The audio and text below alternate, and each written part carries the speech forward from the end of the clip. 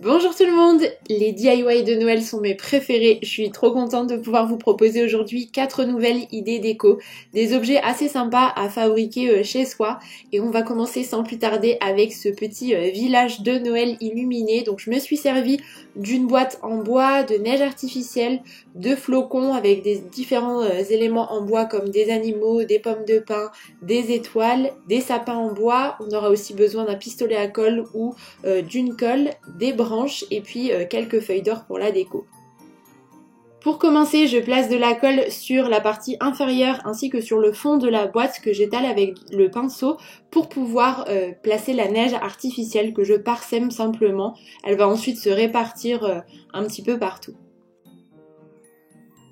Ensuite, on prépare les différents éléments qui seront placés dans la boîte. Donc moi j'ai tout d'abord décoré ces 3 sapins avec de la peinture que j'ai grossièrement appliquée en fait avec un essuie-tout. Donc j'en ai fait un en blanc, un en couleur taupe et un autre que j'ai laissé brut. J'ai simplement parsemé quelques petites feuilles d'or par-dessus.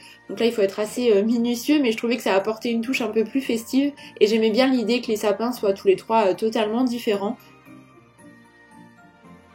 Donc tout d'abord, j'ai commencé par placer des morceaux de bois, en fait des branches que j'ai trouvées sur la partie droite. Là, vous laissez vraiment libre cours à votre imagination. Ici, je vous donne une idée, mais après, vous faites un petit peu comme vous le souhaitez. Donc j'ai placé les 3 sapins que j'ai fixés avec de la colle chaude, tout comme les animaux en bois. J'ai mis une grosse pomme de pin avec des plus petites. Et j'ai joué également avec les différentes profondeurs dans cette petite forêt enchantée pour que ça soit un petit peu plus vivant. Donc j'ai disposé aussi des flocons ainsi qu'une étoile dans le ciel et le tour est joué. Donc on peut laisser comme ça ou placer aussi une guirlande lumineuse. Je trouve ça d'autant plus chaleureux, notamment quand c'est placé dans la déco. Et c'est une activité super sympa à faire aussi avec les enfants.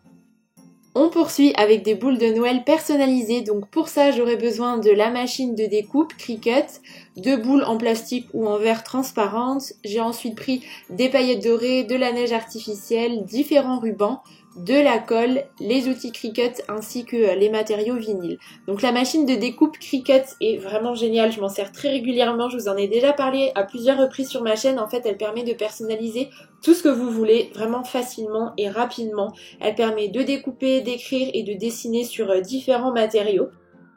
Et en fait, tout se fait depuis une seule application, c'est le Cricut Design Space. En fait, vous n'avez pas besoin de paramétrer la machine de découpe, elle reçoit les instructions de l'application et ensuite elle fait le travail. Donc ici, j'ai créé un premier visuel, mon premier Noël. Je souhaitais créer une boule pour mon fils puisque c'est son tout premier Noël cette année et je l'ai fait vraiment très facilement avec la Cricut. Ce qui est bien aussi, c'est que le Design Space met à disposition des centaines d'images, donc j'ai pu ajouter des jolies étoiles pour décorer un petit peu plus le titre. Et ça permet toujours de donner des chouettes idées.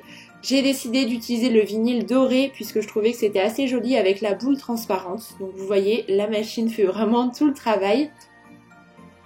Une fois que c'est fait, je peux retirer la première partie et ensuite je colle le vinyle de transfert en fait qui est transparent comme vous pouvez le voir, qui permet de décoller et ensuite de pouvoir appliquer directement le stickers en fait que j'ai créé sur la boule. C'est super simple à réaliser et je trouve que c'est une trop chouette idée parce qu'on peut vraiment avoir quelque chose de tout à fait personnalisé et c'est ce que j'adore avec Cricut. On peut tout à fait s'arrêter là, moi j'avais envie de décorer un petit peu plus la boule, donc en fait j'ai simplement placé de la colle à l'intérieur et puis j'ai disposé de la neige artificielle donc sur la colle et j'en ai rajouté un petit peu plus pour que la neige puisse bouger un petit peu avec la boule. Je passe un joli ruban dans le trou et j'ajoute un nœud doré aussi pour cacher un petit peu la fermeture de la boule, je trouvais que c'était un peu plus joli et j'ai fait une seconde version avec une phrase que j'aime beaucoup qui est aussi mise à disposition dans l'application Cricut Design Space. Donc cette fois-ci je me suis servi du vinyle blanc et j'ai ajouté des paillettes dorées. J'ai échangé en fait les deux couleurs. Ça a un côté assez festif et je trouve que ça permet de faire ressortir d'autant plus l'écriture blanche. À nouveau je me sers d'un joli ruban qui est plutôt dans la thématique de Noël. Je fais un nœud de manière à pouvoir suspendre par la suite les boules au sapin et je trouve que c'est vraiment très chouette. Puisqu'on parle du sapin, cette fois-ci on va réaliser 2 autres suspensions, cette fois-ci confectionnées à partir de rondins de bois. Donc il faut les choisir plutôt ronds, on aura aussi besoin d'une paire de ciseaux, des accessoires Cricut à nouveau, de rubans de votre choix et je me suis aussi servi de la perceuse pour pouvoir faire un trou sur la partie supérieure du rondin et passer par la suite le ruban, vous allez le voir. Et de la même façon, c'est très simple, avec la machine Cricut, j'ai pu créer en fait le stickers avec une inscription que j'aimais beaucoup. Donc j'ai simplement pris l'inscription Joyeux Noël, il y avait un joli décor. C'est vraiment un modèle qui était tout prêt, donc ça a été très rapide à réaliser. Donc je retire les parties d'écriture et puis les petits détails et ensuite avec la bande de transfert, de la même façon que tout à l'heure, je viens décoller en fait mon stickers. Donc je retire la partie qui n'est pas adhérente, la partie blanche, je la colle par-dessus et ça me permet de décoller en fait mon stickers et de le replacer cette fois-ci sur le rondin de bois. Je m'aroufle un petit peu pour éviter les bulles et avoir quelque chose de beaucoup plus lisse et net. Et c'est presque terminé, je passe simplement un joli ruban dans le trou. J'ai fait une deuxième version, cette fois-ci blanche avec un flocon, je trouvais que c'était très joli et ça ressortait assez bien sur le rondin de bois. Je trouve que le rondin ça apporte un côté assez chaleureux, le bois c'est une matière qui est très jolie et ça fonctionne plutôt bien avec ces stickers.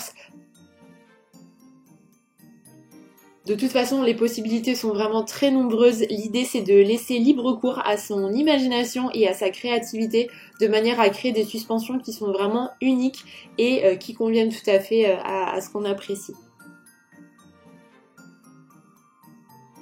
Et pour terminer, je vous propose de réaliser cette petite maison blanche. Donc on aura besoin pour ça d'un support plastifié, de pâte autodurcissante, d'un rouleau, d'une boîte rectangulaire, de différents outils pour pouvoir couper la pâte, un petit peu de neige artificielle, de l'eau, de la glu et une équerre. Donc la première étape, c'est tout d'abord d'étaler la pâte. Donc j'en ai prélevé une petite partie. J'essaye de former plus ou moins quelque chose de rectangulaire. Je me suis tout d'abord servi de cette boîte transparente, mais en fait je me suis vite aperçue qu'elle n'était pas assez haute. Donc je vous recommande d'avoir une boîte qui soit quand même assez en longueur, ou en hauteur du moins, pour pouvoir réaliser la maison. Donc moi j'ai pris une boîte à thé tout simplement et je vais la rouler sur 3 faces pour pouvoir recouvrir en fait la maison. Si vous voulez, à l'arrière la maison sera totalement vide pour pouvoir insérer une lumière par exemple. Donc je recouvre les 3 faces et ensuite à l'aide de l'équerre et de son angle droit je vais découper pour pouvoir former par la suite mon toit. Donc ça forme une pointe comme vous pouvez le voir. Je retourne de part et d'autre et cette fois-ci je fais une découpe à l'horizontale pour pouvoir retirer la pâte et comme vous pouvez le voir, ça permet de rejoindre en fait la pointe du toit.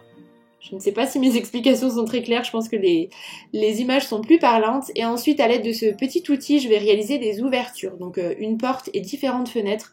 Là, vous faites vraiment comme bon vous semble, selon ce que vous avez envie de faire tout simplement. Moi, j'avais un outil qui était un peu pointu, mais j'avoue qu'il n'était pas forcément très adapté. Je pense que quelque chose d'un peu plus tranchant serait un peu plus sympa. Et ensuite, j'ai lissé avec de l'eau de manière à éviter d'avoir trop de relief. Il faut que la pâte soit la plus plate possible. Donc voilà, après ça reste un DIY fait maison, donc il y a des irrégularités, ça n'est pas un souci, mais on essaye quand même d'avoir un résultat un peu plus homogène.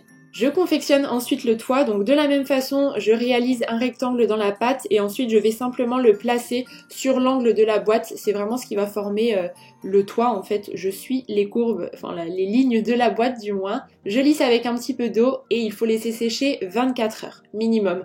24 heures plus tard, la pâte est quasiment sèche, donc je peux décoller les 2 parties et ensuite je vais poncer avec du papier assez fin pour lisser en fait la surface, enlever les petites aspérités et les irrégularités pour que ça soit un petit peu plus joli si jamais il y a des petits défauts. Et ensuite je vais placer le toit. J'ai fait une petite bourde sur ce DIY là, la pointe n'était pas forcément à 90 degrés donc le toit ne tombe pas pile poil, mais ça n'est pas bien grave. Et pour terminer, je place de la glu et de la neige artificielle par-dessus pour apporter un côté enneigé et encore un peu plus réel, je trouve, à la maison.